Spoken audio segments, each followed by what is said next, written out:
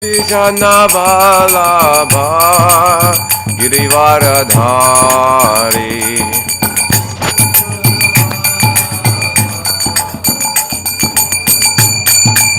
Jashodanandana Braja Janaranjana Jashodanandana Braja Janaranjana Yamunatiravanachari Yamunatiravanachari Jaya Radha Madhava Kunya Vihari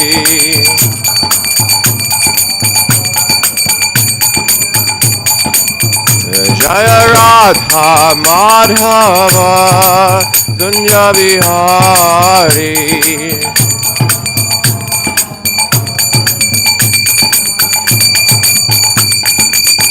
Jai Om Vishnupad Paramahansa Parivrajakacharya Ashtadisha Shri Srimad His Divine Grace Shri A.C. Bhaktivedanta Swami Maharaj Prabhupada Ki Jai Om Vishnupad Paramahansa Parivrajakacharya Ashtadisha Shri Srimad His Divine Grace Shri Bhaktisiddhanta Saraswati Thakur Goswami Maharaj Prabhupada Ki Anantakurti Vaishnava Vrinda Ki Jai Namacharya Shri Haridas Thakur Ki Jai. All glories to the sum of devotees, Hare Krishna. All glories to the sum of devotees, Hare Krishna. All glories to the sum of devotees, Hare Krishna. All glories to Sri Guru and Sri Gauranga. All glories to Srila Prabhupada.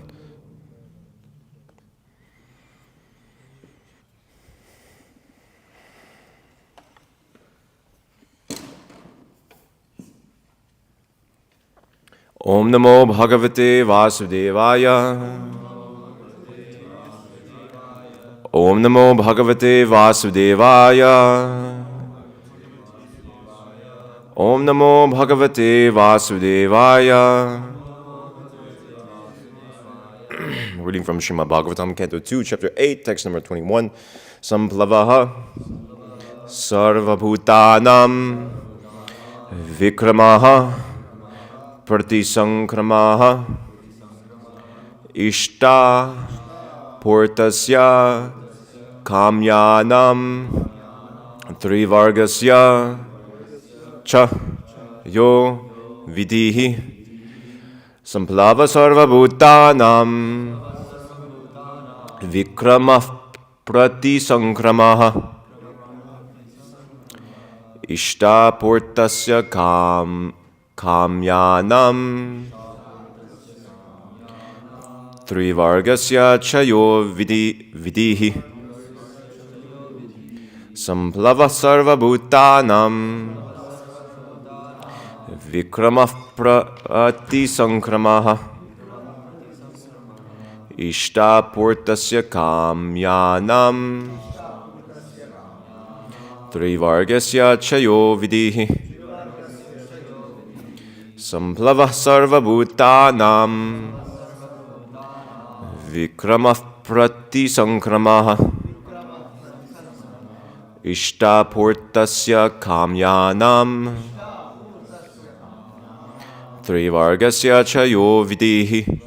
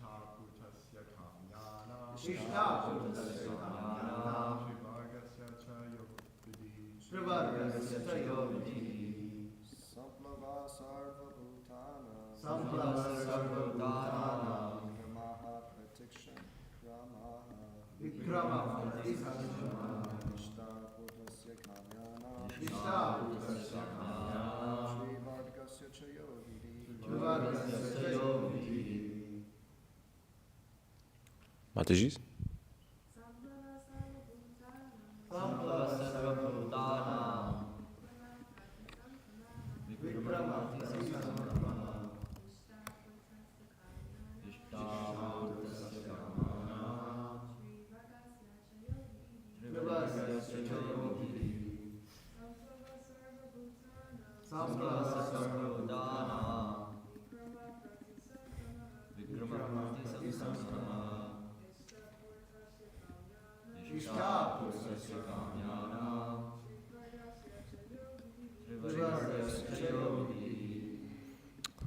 Okay. Samplavaha. The perfect means or complete devastation. Sarvabhutanam. Of all living beings.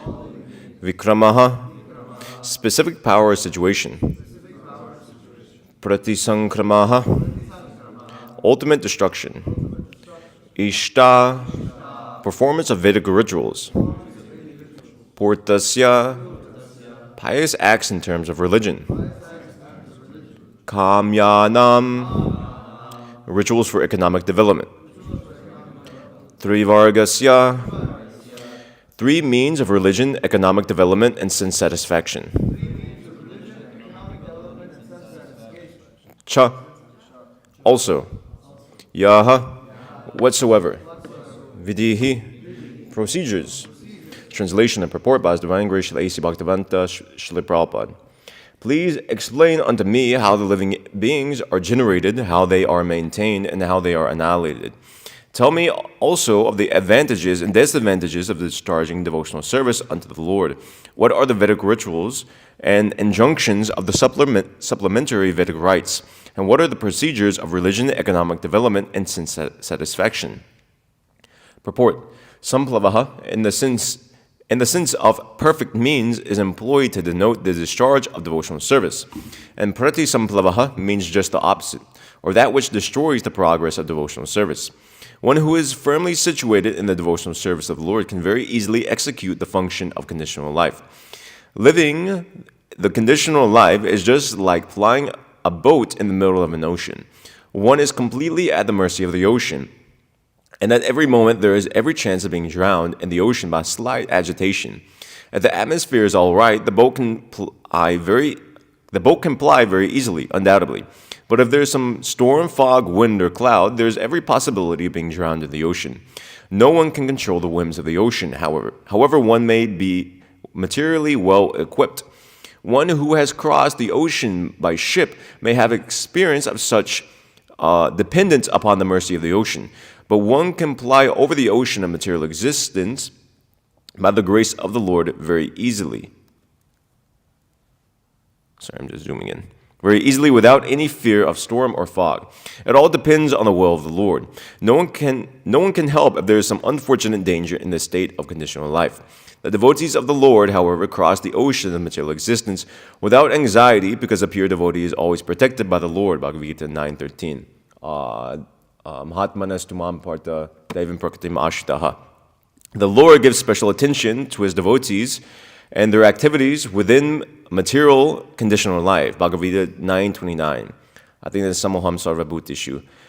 Therefore, everyone should take shelter of the lotus feet of the Lord and be a pure devotee of the Lord by all means. One should know, therefore, from the expert spiritual master the advantages and disadvantages of discharging devotional service, just as Maharaj Parikshit asked his spiritual master, Srila Shukadev Goswami.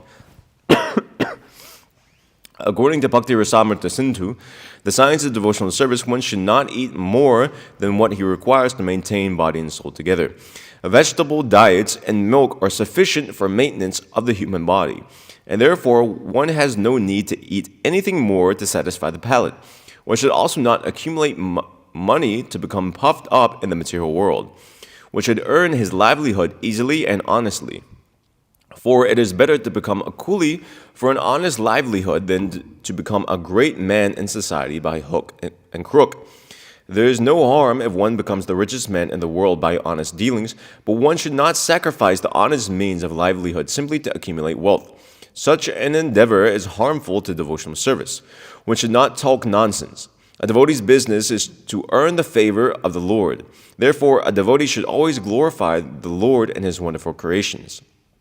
A devotee should not decry the creation of the Lord, defying him by saying that he has created a false world. The world is not false. Factually, we have to take so many things from the world for our maintenance. So how can we say that the world is false? Similarly, how can one think of the Lord as being without form? How can one become formless and at the same time have all intelligence and consciousness, direct and indirect? So there are many things for a pure devotee to learn, and he should learn them perfectly from a bona fide personality like Shukadeva Goswami. The favorable conditions for discharging devotional service are that one should be very enthusiastic in serving the Lord. The Lord, in his form of Sri Chaitanya Mahaprabhu, wanted the cult of devotional service. The Lord, in his form of Sri Chaitanya Mahaprabhu, wanted the cult of devotional service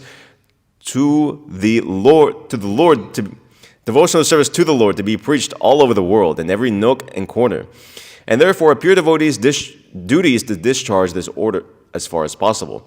Every devotee should be very enthusiastic not only in performing his daily rituals of devotional service, but in trying to preach the cult peacefully by following in the footsteps of Lord Chaitanya. If he is not superficially successful in such an attempt, he should not be deterred from the discharge of his duty. Success or failure has no meaning for a pure devotee, because he is a soldier in the field. Preaching the cult of devotional service is something like declaring war against materialistic life. There are different kinds of materialists, such as the fruitive workers, the mental speculators, the mystic jugglers, and so many others. All of them are against the existence of Godhead. They all would declare that they are themselves God, although in every step and in every action they are dependent on the mercy of the Lord.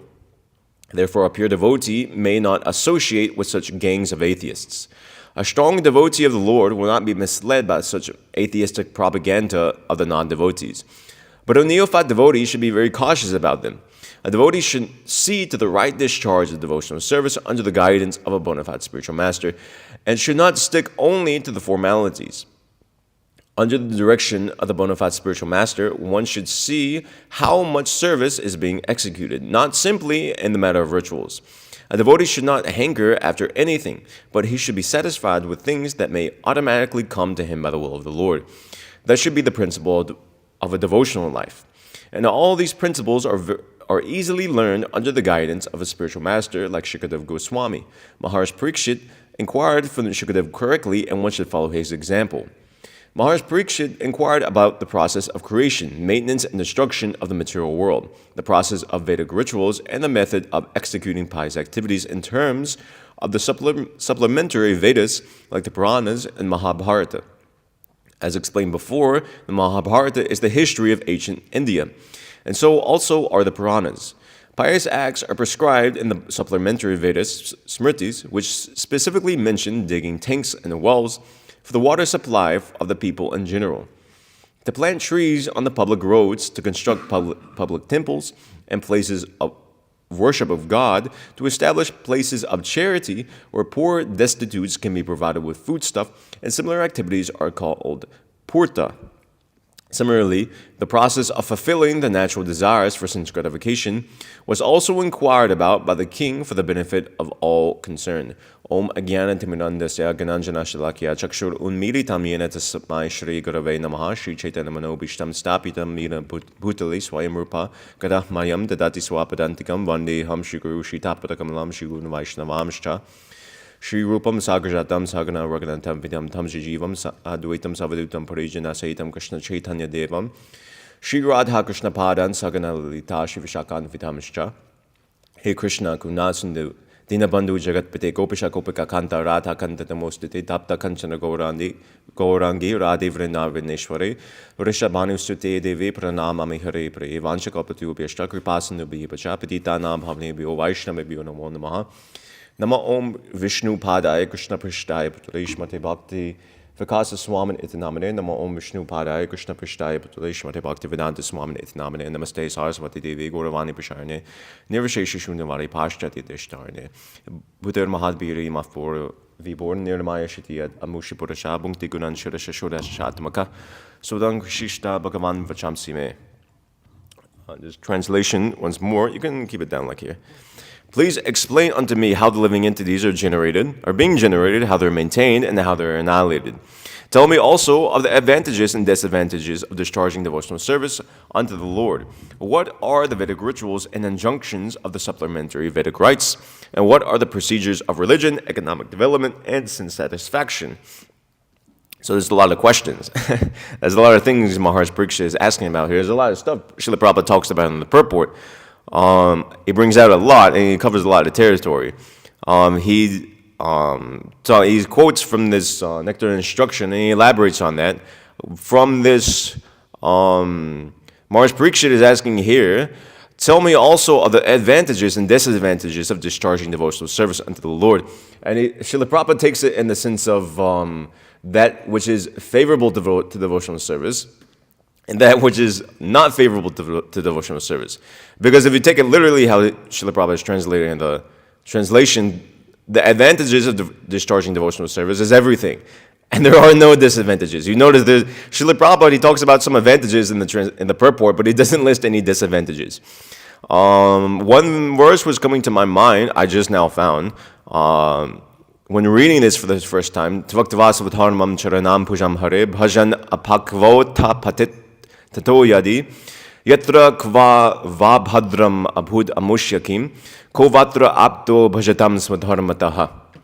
So Narada Muni, he says, one who has forsaken his material occupations to engage in the devotional service of the Lord may sometimes fall down while in an immature stage, yet there is no danger of his being unsuccessful. On the other hand, a non-devotee, even though fully engaged in occupational duties, he doesn't gain anything. So there's no disadvantage to devotional service. There's so many other verses like this. I'll quote a few. Krishna says in the Bhagavad Gita, Partha naiveha namutra vinashas tasya vidyate nahi kalyana krit kashtid durakatim tatagachati. The Supreme Personality of Godhead said, O son of Partha, a transcendentalist engaged in auspicious activities does not meet with destruction either in this world or in the spiritual world. One who does good, my friend, is never overcome by evil. Similarly, in the 8th chapter of Gita, Krishna says a person who accepts the path of devotional service is not bereft of the results derived from studying the Vedas, performing sacrifices, undergoing austerities, giving charity, or pursuing philosophical and fruitive activities. Simply by performing devotional service, he attains all these. And at the end, he reaches the supreme abode. So you get everything. Everything is contained in devotional service that you could possibly want, both materially and spiritually. It's the highest, topmost floor that encompasses everything else in this material world. And even other processes of yoga, Srila Prabhupada explains in the Bhagavad Gita, the lower processes of yoga, dhyana, karma yoga, jnana yoga, etc., they're all contained within the process of bhakti yoga, and even their perfections are contained in the process of bhakti yoga. As Chandanacharya was explaining yesterday, as it will come much later in the Bhagavatam, Maharaj Parikshit was asking, what are the perfections of the mystics, the mystic perfections of the yogis? And these are automatically attained by the devotees of the Lord, by the grace of the Lord. Srila Prabhupada, he was explaining that Krishna is Yogeshwara. And consequently, the devotees are also Yogeshwaras, in the sense that they're subordinate to the Supreme Yogeshwara. They are, because they're servants of that personality who controls all mystic power, they have access to all mystic power, if Krishna wants them to. We see in the first canto of Bhagavatam, Arjuna, when he was personally in Krishna's association, he was so incredibly incredibly strong. He could defeat hordes upon hordes of men, but he was lamenting there in the 15th chapter that upon being bereft of Krishna's association, he's feeling himself to be devoid of all strength, and he's been overcome by a gang of infidel cowherd men, as he says there. So for a devotee, all these mystic perfections, etc., come directly from Krishna. And Krishna can give anything. All these other processes, Krishna gives them anyway. One can't attain perfection in Jnana Yoga, and Dhyana Yoga, and Ashtanga Yoga, etc., or anything without the grace of the Lord. Even materially, in terms of karma, if Krishna doesn't sanction something, one can't get the fruit of one's activity. Not that Krishna is necessarily bound by this process of giving fruitive activities, but rather it's by the grace of Krishna that one becomes a wealthy man in this world, one enjoys a level of sense gratification like that. And also it's the grace of Krishna that one suffers even. So, the short of this point is that there's no disadvantages to devotional service, even though there may appear to be the materialists. Maybe when we first come to Krishna consciousness, maybe we give up everything in the material world, at least when we join a temple, and our family becomes very upset with us, our friends start to disown us, so it looks like there's a lot of disadvantages. But these disadvantages are only there from the point of material vision. Specifically, the advantages of devotional service, the main advantage of devotional service is that you're given protection by Krishna himself, Poshana. And this point is discussed in the 6th canto in depth. So, just simply put, a devotee, because he's protected by the Lord, he has every single advantage at his fingertips, should he want. And a non-devotee, even if he has so-called advantages at his fingertips, actually, he has no such advantages. Because everything is a subject, everything for a non-devotee can vanish within a second. Just as Srila Prabhupada is saying here, when one is on the ocean, one is at the whim, basically subject to the whims of the ocean, even though one may be traveling on a very good boat. Prahlad Maharaj, he says, Balasineha Sharanam Pitaro Nrsimha Nartasya Chaganam Udantvanti Najato Noho.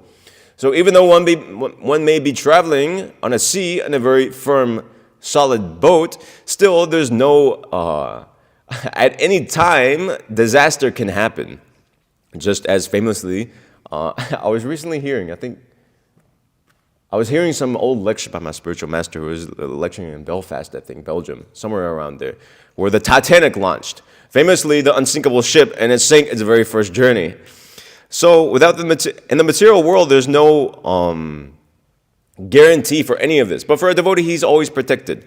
So the protection for the devotee, the point I was making, is that from material vision, it may not appear like protection. Just as, at least for those who moved into a temple, we don't have access. And Acharya yesterday was also quoting, devotees of Vishnu, materially speaking, usually they're impoverished.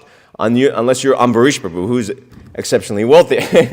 But it's this impoverishment by Krishna, it's also a form of his protection. Materially speaking, it looks like a very unfortunate situation. Materially speaking, it looks like you're better off just working in the material world, or if you're in the Vedic paradigm, worshiping some demigod like that. But actually, it's a form of protection by Krishna. It safeguards his devotees from material allurements. So, this is that in brief. I'll get more on how Srila Prabhupada takes this interpretation of advantages and disadvantages of devotional service. But first, there's other points Maharaj Parikshit is bringing out. Again, he's asking about creation. I believe he's already asked about creation. Actually, creation has already been discussed in a nutshell form. Namah parasmai purashaya bhujase sad udbhavastana nirodha lilaya. Grahita shakti tritayaya dehinam. So Krishna is the source of creation. Maharaj Parikshit, he's asking about how the living entities are generated, how they're maintained, and how they're annihilated. All these sarva bhutanam, all these living entities, where do they come from, how are they going on, and what happens to them at the end. Everything's already been previously discussed, but it will be discussed in brief in the Chitra Shloki Bhagavatam, in the next chapter. But then elaborate descriptions will be there in the 3rd canto, chapter 9, Lord Brahma's prayers for creative energy. So all these things are to come in Bhagavatam.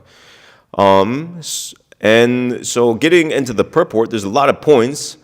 I'll just kind of gloss over much of it. So Srila Prabhupada says that this point I was making, living in the conditional life is just like flying a boat in the middle of the ocean. One is completely at the mercy of the ocean. And at every moment, there is every chance of being drowned in the ocean by slight agitation. If the atmosphere is all right, the boat can glide very easily, undoubtedly. But if there's some storm, fog, wind, or cloud, there's every possibility of being drowned in the ocean. And he continues that, but one can fly over the ocean of material existence by the grace of the Lord very easily, without any fear of storm or fog. It all depends on the mercy of the Lord. No one can help if there is some unfortunate danger in the state of conditional life. So, just touching, I'll get back to that point, but this example is very famous throughout Vedic literature. You see Srila Prabhupada will often use this point. The ocean of material existence, not just Srila Prabhupada, is there in the Gita. Just like we say in the morning, what is that? Mritu samsara sagarat. Krishna literally says the ocean of Mritu, death, samsara, material existence, sagarat, the ocean of. So this ocean of material existence, which is characterized by death, we're all drowning in. Bhaktivinoda Thakur, he also sings, Michimaya bhoshi, jacho beshi, kachu habudhubu bhai. That, my dear brothers, you're caught up in this whirlpool of material existence. You're going habudubu. You're going up and down, literally like that. It's just like if you can imagine a drowning man in the ocean. The waves are so strong. The waves are so strong. So he's struggling to come to the tip of the ocean, but due to the strong current, he can't keep himself afloat. So our position is just like that. But he continues, Jeev Krishna Das, E Vishpas, Korlito Ar Dukonai. By understanding our position as a servant, an eternal servant of Krishna, then all our miseries, all these miseries of material existence will be rectified, will become free from. And this is by the mercy of the Lord. But specifically, Srila Prabhupada makes here, he continues that the Lord gives special attention to the devotees. But he says this, therefore everyone should take shelter of the lotus feet of the Lord and be a pure devotee of the Lord by all means. And he says, we should know this from the expert spiritual master. So Krishna in the 11th canto, he says to Uddhava, I don't have this verse memorized, forgive me for the pronunciation. He says, Nrideham adyam labham sudurlabham, plavam sukalpam guru karanardharam, maya nukulena napasvatiritam, puman bhavabdhim natarit sa'at maha. The human body, which can award all benefit in life, is automatically obtained by the laws of nature. Although it is a very rare achievement, this human body can be compared to a perfectly constructed boat, having the spiritual master as the captain and the instructions of the personality of God as favorable winds impelling it on its course.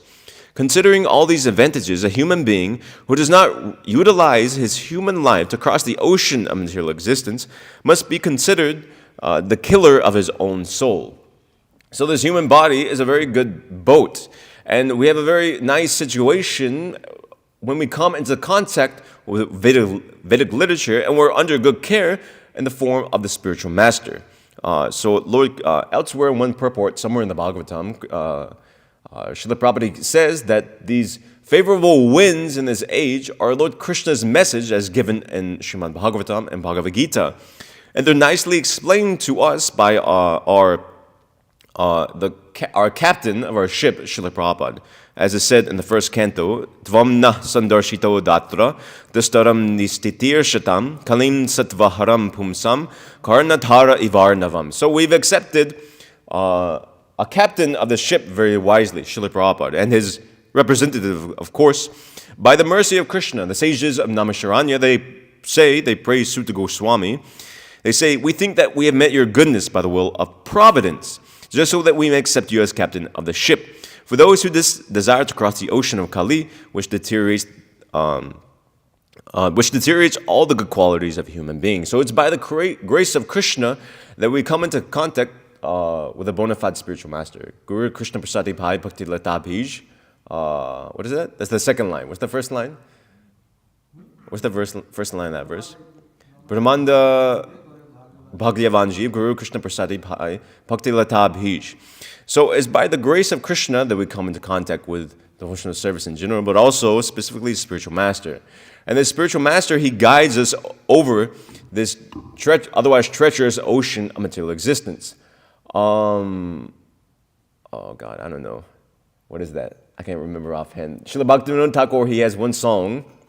He sings that this material world is like a great ocean. And within this ocean are sharks swimming in it, ready to eat the conditioned soul. So there's Jaimini, Buddha, what are some others?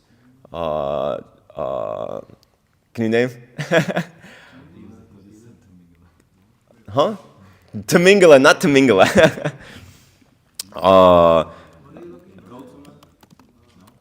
I'll just look it up real quick. Bhakti Prati Kula Pav 1. Guru Maharaj sang this when he was here, actually. Tua Bhakti Prati Kula. Oh no, hang on, that's 2. Keshava Tua Jagavat Vichitra is how it begins. Tua Pada Vismriti Amara Jantrana Kleshithani Joy Dohi Jai Kapila Patanjali Gotama Kanan Poji Jaimini Bhada Awidhai. So Bhaktivinoda Thakur, he sings that there are sharks in this ocean of material existence. Kapila, Gotama, Kanada, Jaimini, Buddha, etc. come running to my aid. And they try to cheat the conditioned soul. So the spiritual master, he protects his disciple from these sharks in the ocean of material existence by establishing unto him or showing him the correct path. There are so many interpretations. Even when we come to the Vedic understanding, so many people have an understanding of karma, reincarnation. Some people may even speak of liberation from the cycle of material existence. But in the name of that, there are so many people who mislead people from the path of genuine devotional service. Just like among Jnanis, a very famous conception is bhakti is the lower stage, and jnana yoga is a higher stage. Whereas others, they think that, eat, drink, and be merry, for tomorrow we shall die. But the spiritual master, he not only gives the process of devotional service, he also points out by negation what is not devotional service. And he protects the disciple in this way.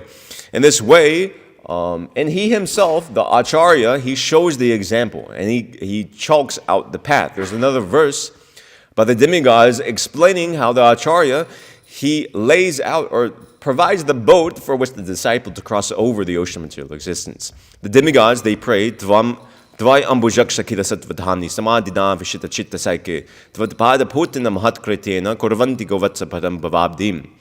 O lotus-eyed Lord, by concentrating one's meditation on your lotus feet, which are the reservoir of all existence, and by accepting those lotus feet as the boat by which to cross the ocean of material existence, one follows in the footsteps of the Mahajanas, great saints, sages, and devotees. By the simple process, one can cross over the ocean of material existence as easily as one can steps over the hoofprint of a calf.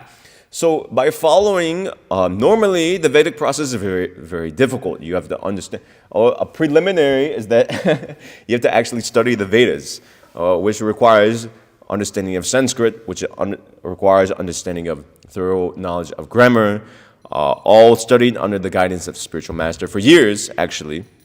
But simply by following Mahajanas, great devotees, what is ordinarily very difficult to obtain is accomplished very, very easily. Just as, what is that? As, not Kunti, what is her name? Devahuti, she says in the 3rd canto, see if I can remember the verse. Yanamadeya Shravananu Kirtanad. I'm just blinking on the second line. Anyway, the English, she says that those who are chanting the holy name of the Lord, they've already surpassed all Vedic rituals. They should have considered to study all Vedas, perform all Vedic rituals, sacrifices, etc. like this. So the spiritual master, he engages his disciple in this age in chanting the holy name, knowing this. And simply by following the simple order of the spiritual master, automatically these other things are taken care of. But if one wants to go through the Vedic process, the long path through meditation, etc., study of the Vedas, it will take a very, very long time to do these things. So very easily we can cross. This is what's meant by this ocean of material existence shrinking to no more than a hoof print of a calf. A following verse from there, the demigods continue. They say, "Svayam sumatirya sudustaram duman bhavarna vampima adaprasuridaha bhavat paramburoha navamatrate nidhayetat sad anugraho bhavan." O Lord, who resemble the shining sun, you are always ready to fulfill the desire of your devotee, and therefore you are known as a desire tree. When acharyas completely take shelter of you under your lotus feet in order to cross the fierce ocean of nescience, they leave behind on earth the method by which they cross. And because you are very merciful to your other devotees, you accept this method to help them. So acharyas, they come to this world, they give the process of devotional service by following it themselves. And that very same process that they followed, they give to their followers, the disciples, to impart. And their followers, they follow the exact same thing. And the results, they cross over very easily the ocean of material existence. The acharyas, they show by practice that it's not something very difficult, although material energy is very difficult to overcome. Very easily it can be overcome by following the process that's given in the Bhagavatam and by the process they teach. Srila Prabhupada, what was he doing? Nothing very fantastic. He was doing everything fantastic, actually, but if you boil it down, if you look at the base activities, he was just preaching Bhagavad Gita, chanting Hare Krishna, taking prasadam, associating with devotees, the same basic principles and tenets that he gave his disciples. It's not just as Srila Prabhupada is saying here. All of these principles of devotional service, listed in the Bhakti Rasamrita Sindhu, one should not eat more than what is required, one should not accumulate money and become puffed up in the material world, one should earn his livelihood honestly, one should not talk nonsense. It's not very difficult. It doesn't require sitting in the blazing sun of summer, surrounded by fire, or submerging oneself in a lake in the midst of winter. Anybody can do it. Even the common man can very, very easily do it. So very easily, this is the point. By following the acharya, this simple process that's given by the acharya, one can very easily cross over this ocean of material existence. Prahlad Maharaj, he says the same thing. By following in the footsteps of Lord Brahma, Virnincha Gita, and by chanting those literally songs that Lord Brahma has chanted, very easily we'll cross over the ocean of material existence. So, we have ideal circumstances, actually. Srila Prabhupada, famously, his disciples often say, he's given us everything, and he actually has. Everything there is within the books that Srila Prabhupada has given, the process Srila Prabhupada has given. Nothing is lacking. We have ideal circumstances where we've taken birth somehow by Krishna's grace upon us. We've taken birth in Kali Yuga of all ages, the worst of ages. But within this Kali Yuga, we've taken birth at a time when Lord Chaitanya Mahaprabhu was advented. And among which takes place only once in a day of Brahma, which constitutes millions and millions and millions of years of the demigods. And what to speak of that, within taking birth within the golden age of Lord Chaitanya, we just so happen to take birth immediately after Srila Prabhupada has left the planet.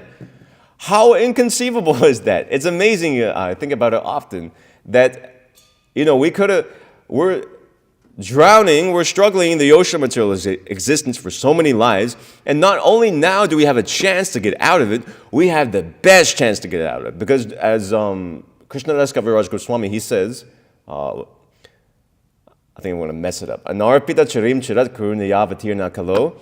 What is Samarpiyitam unantoj bhakti shriyam. Lord Chaitanya, he's not only bestowing liberation or devotion to Vishnu, he's giving the most confidential, topmost attainment, rasa, the highest rasa, which ordinarily isn't available to actually the most fallen people. So we have an incredibly, among that, as I was saying, we just so happen to be here in a time when Srila Prabhupada has just left the planet. When an Acharya disappears, Srila Prabhupada writes in the 4th canto, there's chaos, and his movement may go on, but as with any spiritual movement, what is that? I'm going to 4-2. How does that go? Evam parampara praptam imam rajasu viduhu sakale neha mata yoga. What is that? Nashta parantapaha. That within due course of time, any spiritual movement, any institution, or any spiritual path chalked out by an acharya, it deteriorates in due course of time. We've seen this both in our sampradaya and other sampradayas, and even in other religions, actually. The nature of this world is to deteriorate everything. But Srila Prabhupada has given things so very clearly within his books, and we can so very clearly understand it. What if, speak of that, for the first time in history, we have access to lectures, recorded audio of an acharya.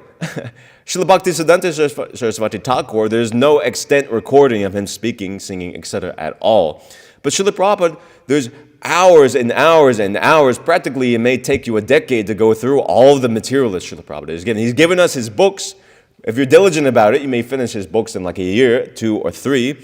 But if you go through everything of Srila Prabhupada, his letters, lectures, etc., and the content by his disciples, remembrances of him, there's such a vast volume of knowledge and information that is crystal clear that we have access to.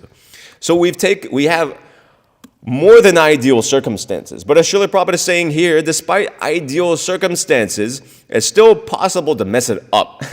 It's just, if we don't surrender, there's no guarantee. One can exist within the Krishna consciousness movement. One can have a bona fide spiritual master. One can be initiated into the sampradaya even, but still, one can screw it up for himself. It's just like, it's very easy to understand. It's just like, as later, Srila Prabhupada, he's mentioning the foodstuffs for a human being, and he says, vegetable diets and milk are sufficient for maintenance of the human body, and therefore one has no need to eat anything more to satisfy the palate.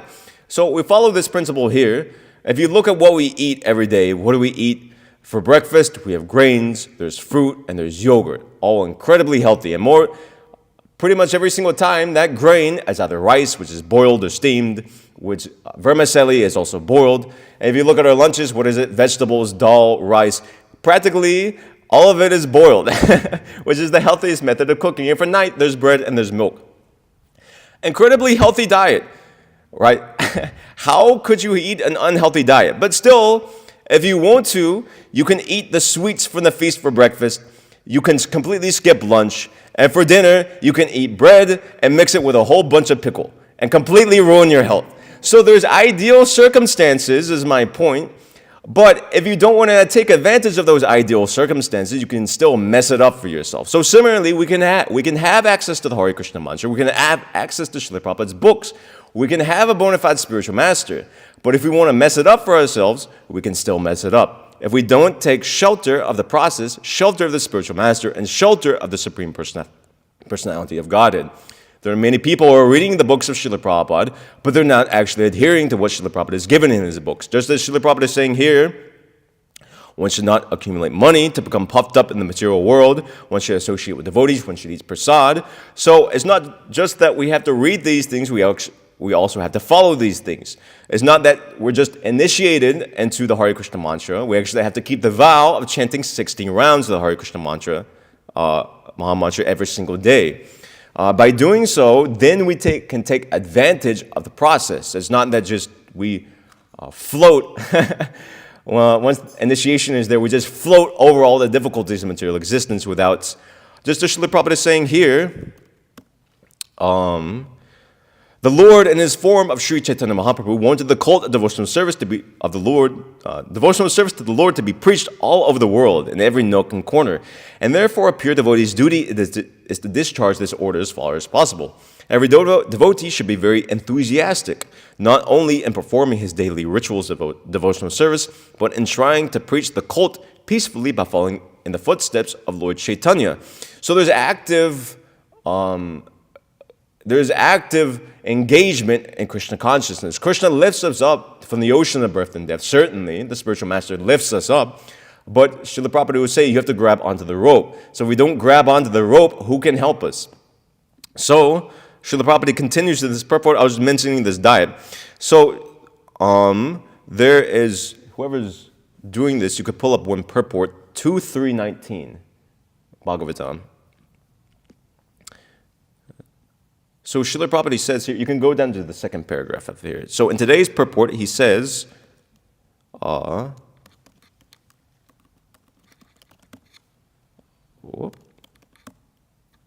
vegetables are factual eatables for the human being.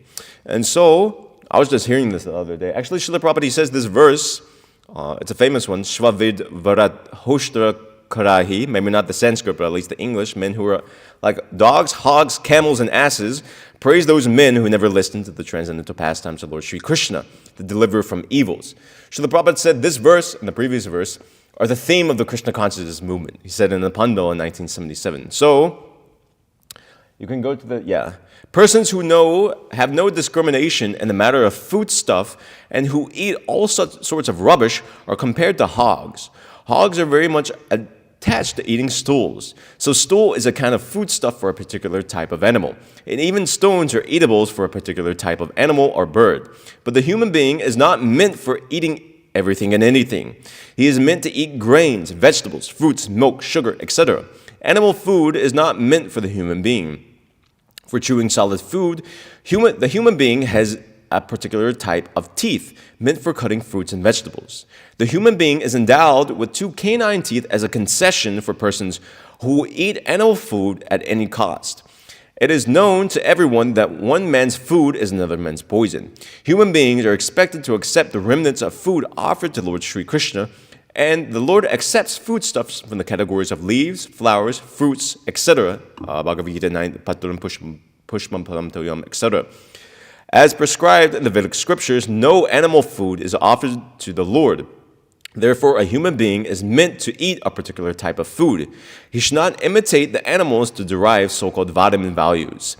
Therefore, a person who has no discrimination in regard to eating is compared to a hog. And Srila Prabhupada continues giving the famous purport of how a camel, he chews on cactuses, and the cactus, he thinks is very palatable because the cactus, it cuts his tongue, and then from his tongue, his own blood comes out, and he thinks the taste of his own blood is very relishable. So, these, to eat, the human being, succinctly put, there are eatables for a human being. There's a specific diet that Krishna has given. That's, as mentioned here, sugar, milk, fruits, vegetables, except grains specifically, and we should take advantage of that. These are foods in the mode of goodness. Ayu sattva balorogya, sukhapriti vivardhanaha, rasya snigdha stira hridya, ahara satvika priyaha. Krishna says in the Bhagavad Gita, listing the different types of eatables, Krishna says that those foods in the mode of goodness, he says, foods dear to those in the mode of goodness increase the duration of life, purify one's existence, and give strength, health, happiness, and satisfaction. Such foods are juicy, fatty, wholesome, and pleasing to the heart.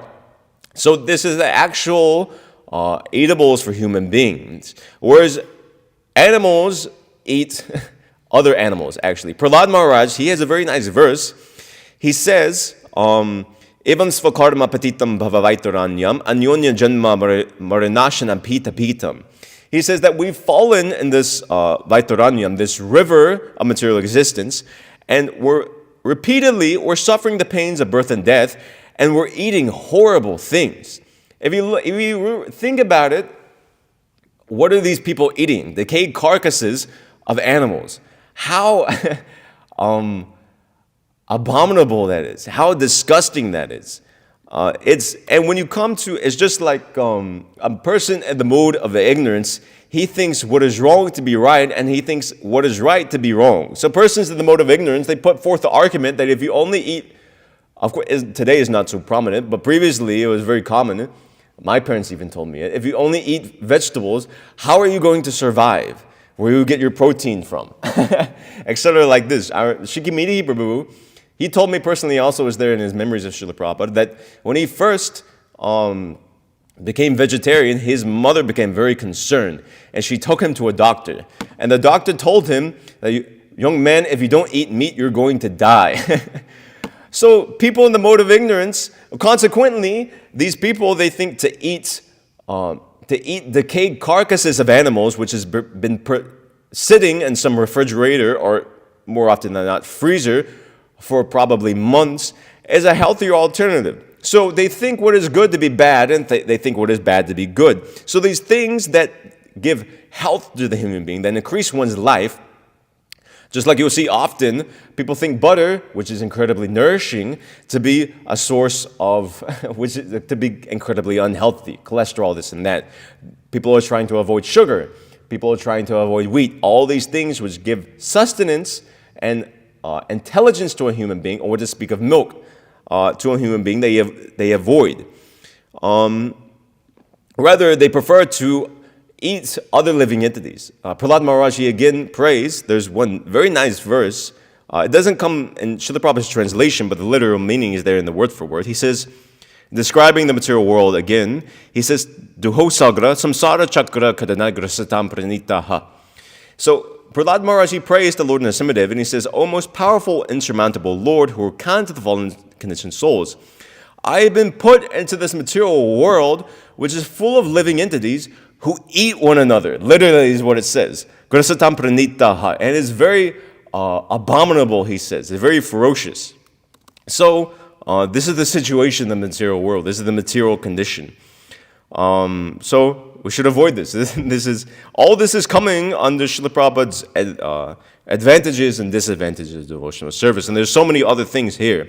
Srila Prabhupada continues, and he says, there's so many things. One should not earn money by hook and crook, but one should earn a honest living. One should, what is that? Coolie. Srila Prabhupada says here. Coolie means like Indian laborer, basically. Like a Shudra, more or less. One should earn his livelihood easily and honestly.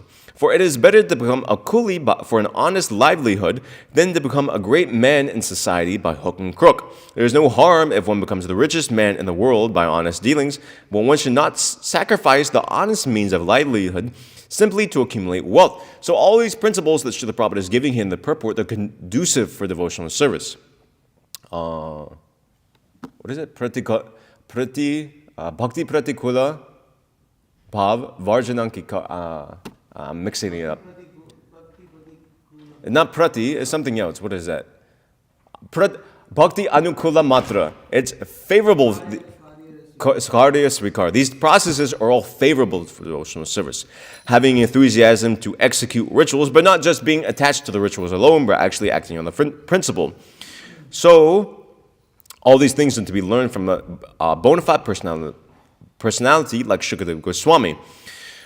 So I've covered this point that the Lord, in the form of Lord Chaitanya Mahaprabhu, he wanted to preach the principles of devotional service. Srila Prabhupada says every devotee should be enthusiastic not only in performing his daily rituals of devotional service, but also in trying to preach the cult by peacefully following in the footsteps of Lord Chaitanya. And if he's not superficially successful in such an attempt, he should not be deterred from the discharge of duties. Success or failure has no meaning for a pure devotee. So these are all principles of devotional service. Sub-principles, we can take it. It may not be Shravanam, Kirtanam, Vishnu, etc. Primary practice is devotional service. But even if one is successful and is hearing and chanting, still one should go on with these things. And so Srila Prabhupada says, he makes an important point. I'm sorry, it's a long purport. I'm just trying to find exactly.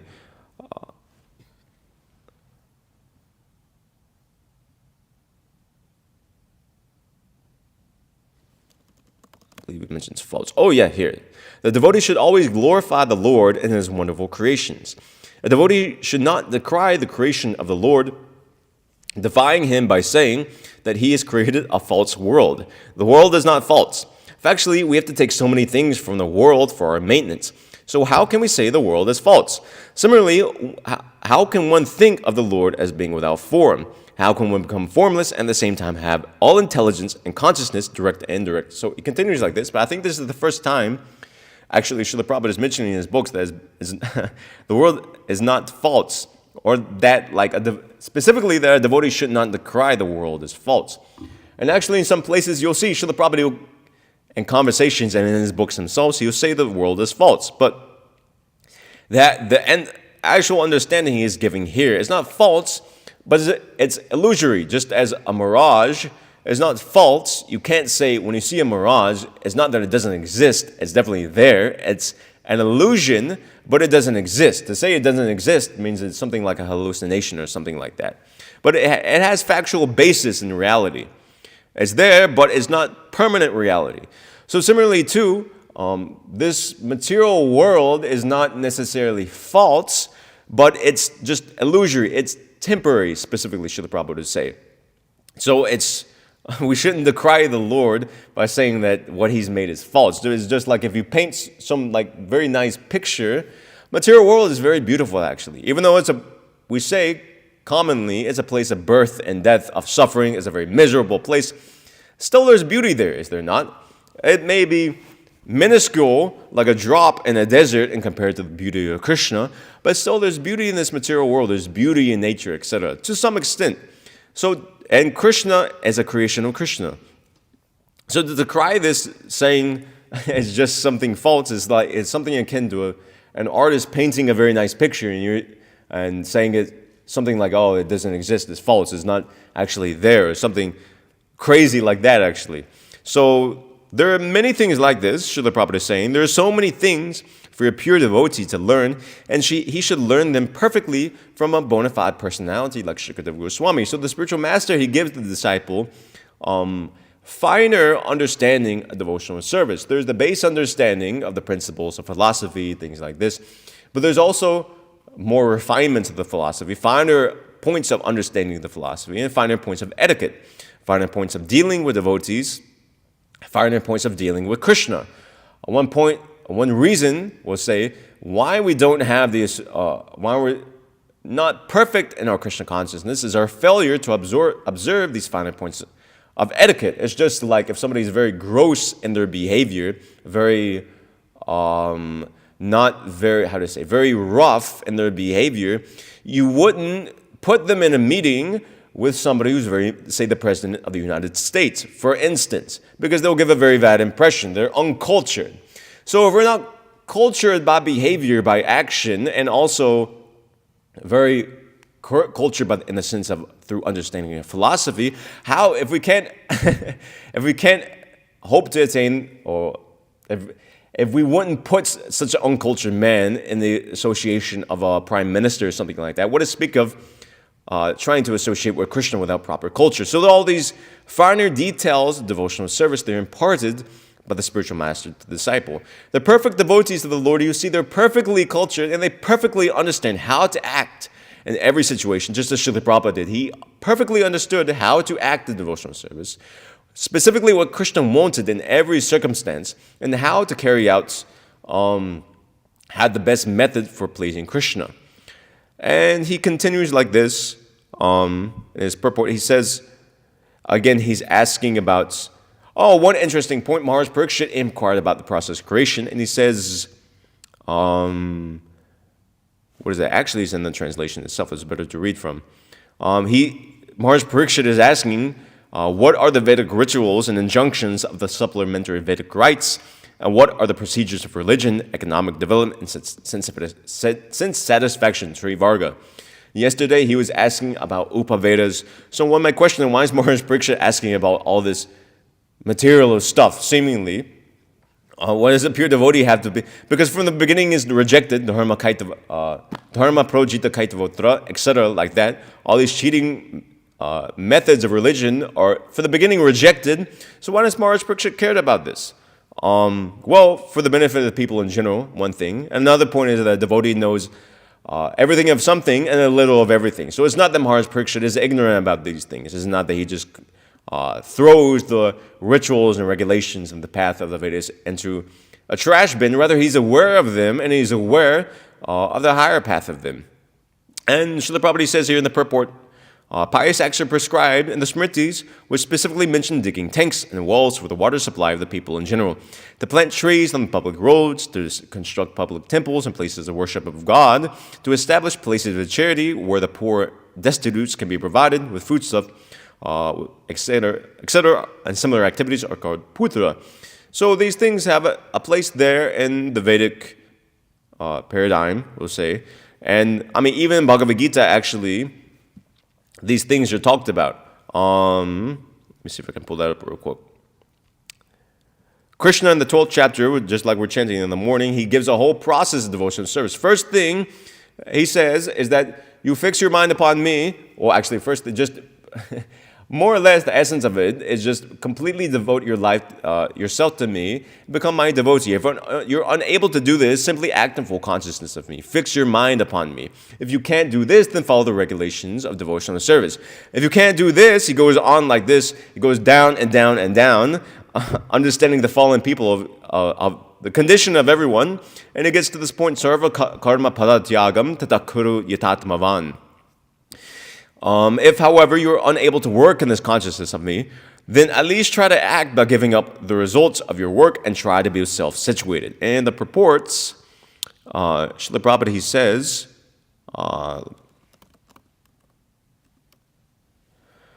it is also found that when one who is not even interested in the activities of Krishna consciousness gives charity, hang on. Yeah. It is also found when one who is not even interested in the activities of Krishna consciousness gives charity to some hospital or some other social institution, he gives up the hard-earned results of his activities. That is also recommended here, because by the practice of giving up the fruits of one's activities, one is sure to purify his mind gradually. And in that purified stage of mind, one is able to understand Krishna consciousness.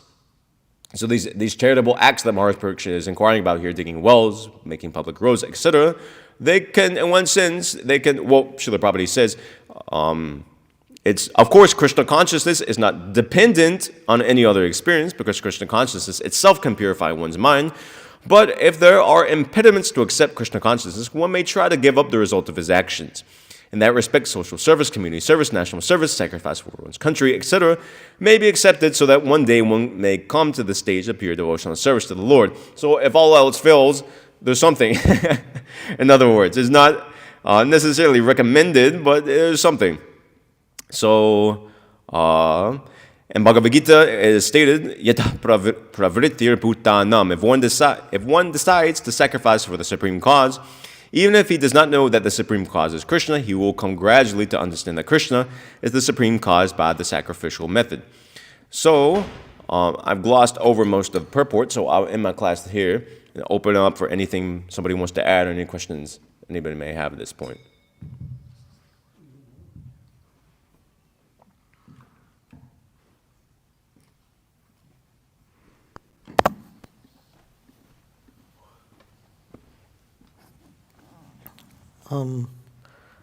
Thank you for touching on that point about disadvantages, because I found that very interesting when we were it's interesting. I was reading it, and then I was realizing Srila Prabhupada doesn't mention disadvantage, but he's taking it in a different light, actually. Yeah, that's really interesting.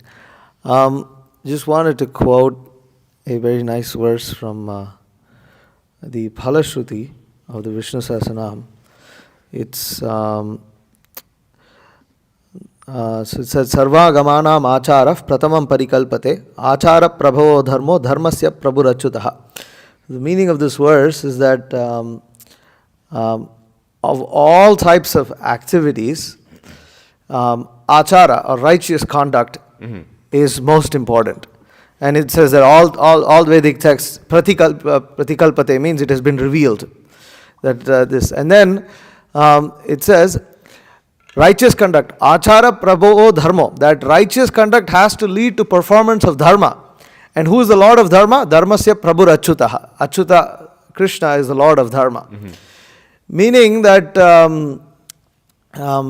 the so-called righteous conduct in this world ultimately has to lead one to performing dharma. Yeah. And then of course we know that of all types of dharma, worship of the Supreme Lord is, what is that?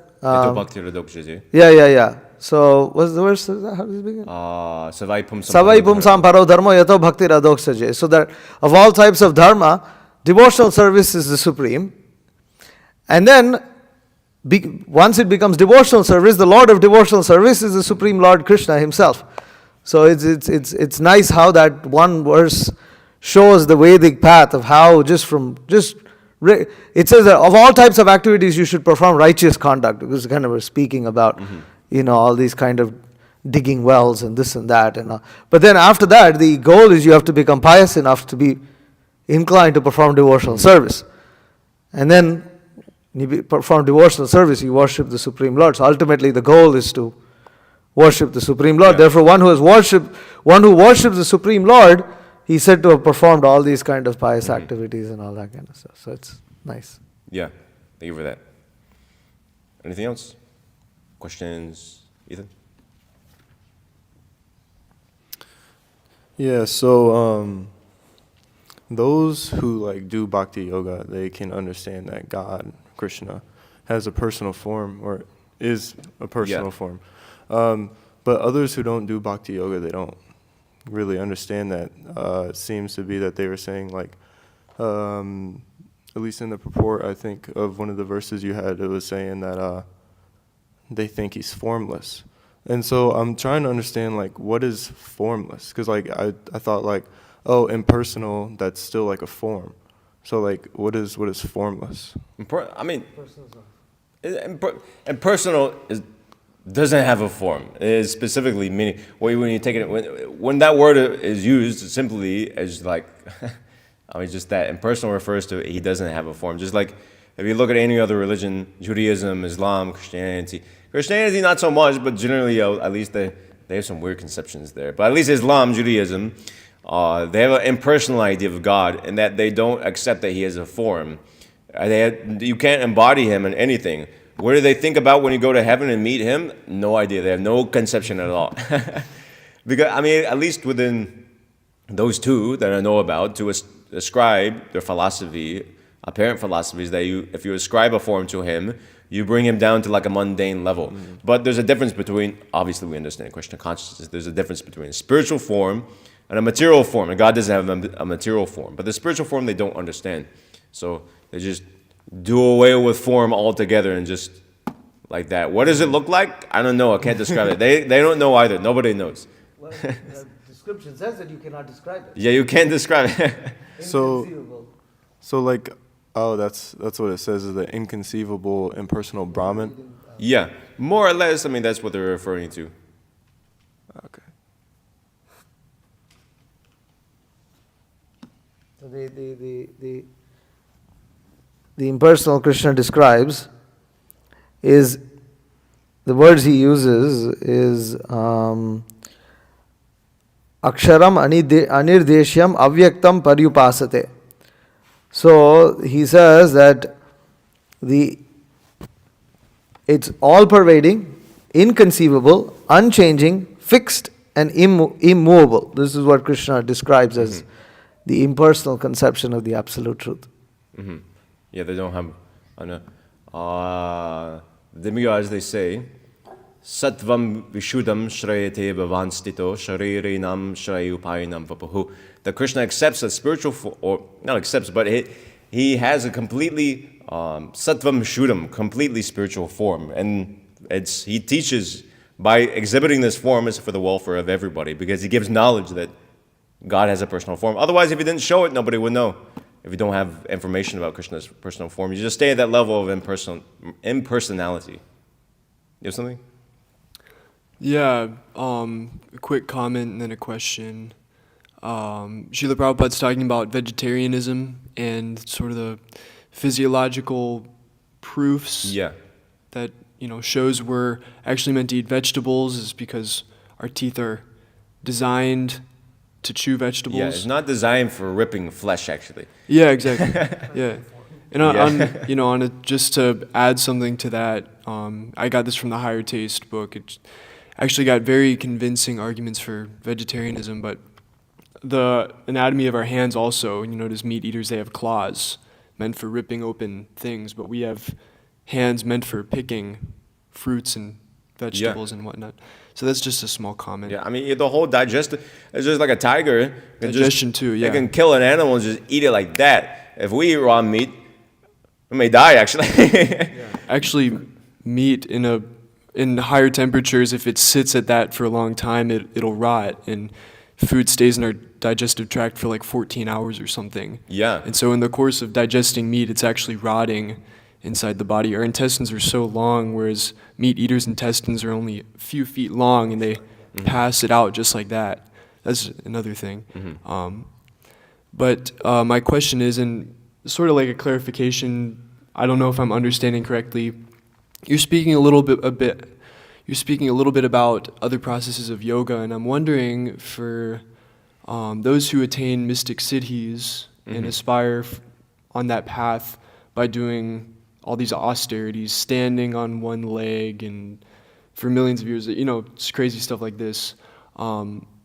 Just thinking, like, is it that Krishna sets it up to where they just like do really difficult things to prove that they really want mystic siddhis? Like the process for attaining mystic siddhis is just like to do really Why is the difficult... process what the process is? Yeah, like just to More or do really less. difficult things. It's very difficult.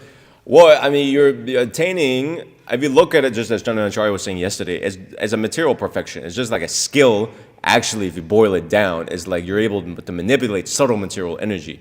So if you want to do that, it takes a long, long time. It's just like if you want to do anything, if you want to learn some skill, let's say if you want to learn an instrument, mainly playing an instrument is a thing with the mind, isn't it? So you have to train the mind in some way. To play an instrument nicely, you have to spend so much time for years on end to play it nicely. That's something gross, like an instrument. What to speak of manipulating subtle matter like that? It takes a long, long, long time to master. Not necessarily master, but to control the material energy like that. To even figure out how it works. Srila Prabhupada said, just as I was quoting on this, he would say that these mystic cities, they're no more than just being able to manipulate the material energy in a specific way. We don't even understand how the material energy is working in a subtle way. We only see the gross. So even to come to that stage of perceiving the subtle state is like, it takes so long. So that's why you have to do all these crazy things. I don't know, but it's, presumably to deter people from actually going about these things, because they're automatically attained by the devotees. You can get them separately, but why?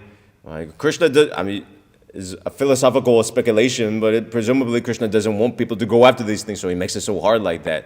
It's the same thing with jnana. It takes so long. Who actually follows it? Who goes through the whole thing? People do it, but it's very difficult. Klesho dikataras tesham avyakta sakta chetasam avyakta hi gatir dukham dihavad viravapyate. It's very, very difficult. There are so many miseries on that path. So yeah. Yes. I also just want to, get some clarity.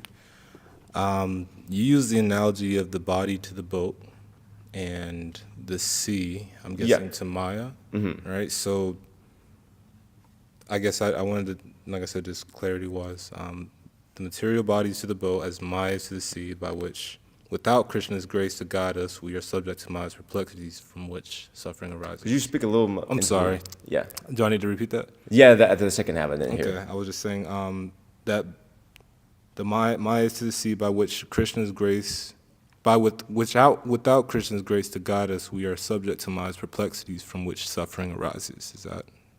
Yeah, more or less. And on this ocean, the favorable winds are compared to Vedic literature, scripture, and the captain is compared to the spiritual master, the expert captain of the boat. Actually, this comes to the Bhagavatam, the 11th canto. Example was given there, but yeah. I gotta go over there. I'm sorry. Every time. It's 8:58. I gotta do it. We always Scammed again. Do they have questions? Are there any questions over there from the Matajis? They're blessing. Oh, you got lucky. So I was this mystic perfection of Ishita or something like this. What is that? Ishta, where you can destroy worlds. Is it that Destroy worlds? destroy planets? It seems like a little too powerful. it seems like, are there some planets that are protected? Like if someone destroyed Earth right now, that'd be a huge loss. You know, for I mean, the- Krishna, like- he protects Earth. Krishna protects Earth. I mean, he came so many times to protect Earth. But yeah, I mean, another thing, Krishna is Yogeshwar Ishvara. So he's Yogeshwar, but he's also Yogeshwar Ishvara. He's the controller of those who have these mystic cities. So if one wants to, I mean, it's just like Chandranacarya was giving an example. Durvasa Muni, he was Yogeshwar. He had mystic powers. Actually, there's so many atheists, not that Durvasa Muni is, but there's so many atheists with mystic powers, but they're not. Krishna can trump all of them. So if Krishna wants to allow someone to destroy a planet, he can let him do it. I mean, Krishna let Hiranyakashipu take over the whole planetary system because he wanted it. Otherwise, if he didn't want it, he would have stopped it. So, there's no evidence, or there's nothing in the Shastra. That's, someone destroying a planet? Yeah. I don't know. You know? Hiranyaksha. Hiranyaksha? He destroyed a planet? Well, he put it down into the ocean. Earth and and that's there. Yeah, that's true. Well, he couldn't completely, well, that's kind of destroying it. Sink something. Yeah, that's true, yeah. Yeah. You gotta have some sort of mystic Destroy a ship, you sink it. potency to like. Sunk the earth Yeah. into the causal water, not causal ocean, both the causal ocean. The ocean at the bottom of the universe. Then Vishwamitra Muni in the Ramayana. Well, that's an instance of creating. But Vishwamitra Muni in the Ramayana, you will read this Ikshvaku king Trisanku. He wanted to go up to the heavenly planets in a cursed. Well, he had a very beautiful body, but then got cursed to be like a Shudra, and then he wanted to go in that low cannibal body up to the heavenly planets. Indra wouldn't let him do it. So then Vishwamitra Muni proceeds to create entire planets for Trisanku's inhabitation. Of course, Trisanku didn't end up going there either, but that's an example of. Anyways, after the end of all of it, he lost all his accumulated mystic power and had to restart everything. It's like a bank balance that got finished. It's just manipulation of subtle energy. So if you can create, yes, you can destroy too. Okay. Machi, you had something? No? Okay. Okay. Srimad Bhagavatam ki jai. Srila Prabhupada ki jai.